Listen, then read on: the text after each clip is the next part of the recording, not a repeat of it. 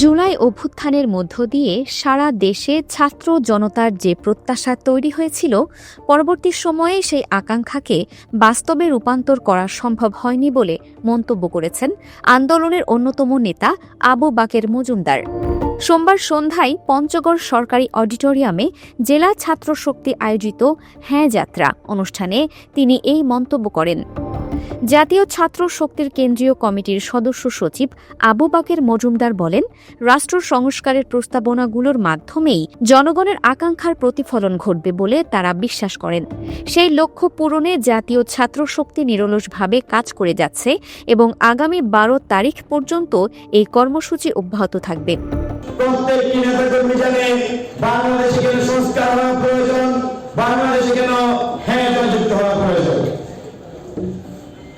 বন্ধুগণ, আমরা মূলত সারা দেশে হ্যাঁ ক্যাম্পেইনে এসেছি। জুলাই অভ্যুত্থানের মধ্যে দিয়ে আমাদের সারা দেশের ছাত্র জনতার মধ্যে যে আকাঙ্ক্ষা তৈরি হয়েছে, অভ্যুত্থান পরবর্তী সময়ে আমরা সেই আকাঙ্ক্ষাকে বাস্তবে রূপান্তর করতে পারিনি। তবে সংস্কার প্রস্তাবনার মাধ্যমে আমরা মনে করি, আমরা বিশ্বাস করি আমাদের যে আকাঙ্ক্ষা, সে আকাঙ্ক্ষার রাষ্ট্রীয় কাঠামোতে কিছুটা হলেও পরিবর্তন হবে। সেই আকাঙ্ক্ষা পূরণের লক্ষ্যে জাতীয় ছাত্র শক্তি তাদের কর্মসূচি পরিচালনা করছে এবং 12 তারিখ পর্যন্ত তারা যতক্ষণ না এই হাকে জয়যুক্ত না করতে পারবে, ততক্ষণ পর্যন্ত তারা তাদের মাঠের কর্মসূচি চালিয়ে যাবে ইনশাআল্লাহ। আমরা একটু এতক্ষণ কথা শুনেছি, আমি একটু স্লোগান আপনাদের সাথে দিতে চাই। আমরা কি ওই যে গণভোটের হ্যাঁ ক্যাম্পেইনের স্লোগানটা জানি? আপনারা জানেন? আপনারা কি শুনেছেন আমাদের স্লোগানটা? গণভোটে হ্যাঁ বলি, গণভোটে হ্যাঁ বলি, চাপলা গলি। তাহলে গণভোটে হ্যাঁ বলি জিতবে এবার। গণভোটে হ্যাঁ বলি, গণভোটে হ্যাঁ বলি জিতবে এবার।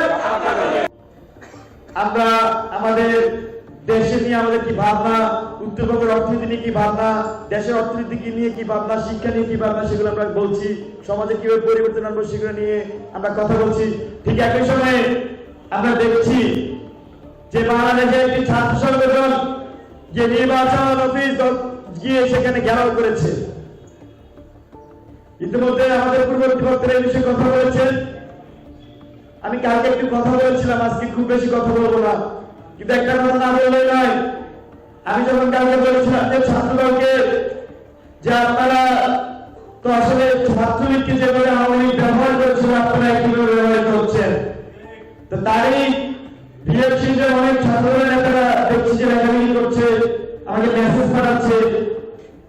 তো তাদের উদ্দেশ্যে বলবো, আপনাদের সাথে কিন্তু আমরা একসাথে আন্দোলন সংগ্রাম করেছি, ফ্যাসিবাদের বিরুদ্ধে লড়াই করেছি। আপনারা রাজপথে ছিলেন, আমরা রাজপথে ছিলাম, কিন্তু এখন ন্যাশনালিস্টের নামে ভুয়া ন্যাশনালিস্টরা মূলত আসলে ব্লাডি ফরেনার, যারা এসে বিএনপিকে দখল করতে যাচ্ছে, যারা এসে বিএনপি নমিনেশন নিচ্ছে, যারা কখনো রাজপথে ছিল না, তাদের বিরুদ্ধে পারে যারা দেশপ্রেমী ন্যাশনালিস্ট ছাত্রদের নেতা হবে।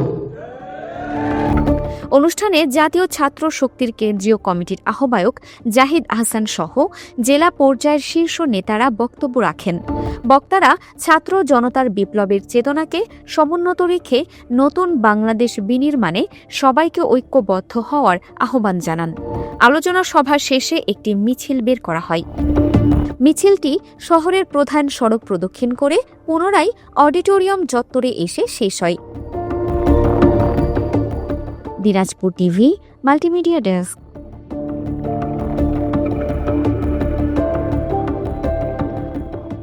দিনাজপুর টিভি মানুষের জীবনের কথা বলে।